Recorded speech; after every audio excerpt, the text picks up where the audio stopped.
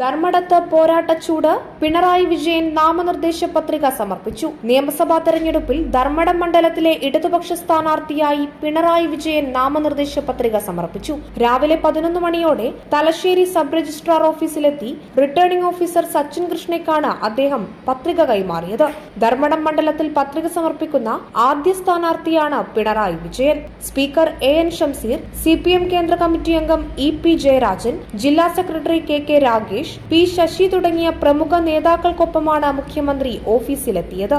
നേരത്തെ തീരുമാനിച്ചിരുന്ന വാഹന പ്രചരണ ജാഥ ഒഴിവാക്കി അദ്ദേഹം നേരിട്ട് രജിസ്ട്രാർ ഓഫീസിലേക്ക് എത്തുകയായിരുന്നു. ഏകദേശം 15 മിനിറ്റ് കൊണ്ട് പത്രികാ സമർപ്പണ നടപടികൾ പൂർത്തിയാക്കി അദ്ദേഹം മടങ്ങി. രാഷ്ട്രീയ സാഹചര്യങ്ങളെക്കുറിച്ചുള്ള മാധ്യമപ്രവർത്തകരുടെ ചോദ്യങ്ങൾക്ക് പറയാനുണ്ട്, പിന്നെ പറയാം എന്ന ലഘുമറുപടി നൽകി അദ്ദേഹം മലപ്പുറത്തേക്ക് തിരിച്ചു. വൈകുന്നേരം മലപ്പുറം ജില്ലയിലെ വിവിധ തെരഞ്ഞെടുപ്പ് പ്രചാരണ പരിപാടികളിൽ അദ്ദേഹം പങ്കെടുക്കും. Prime vision news, Iritty.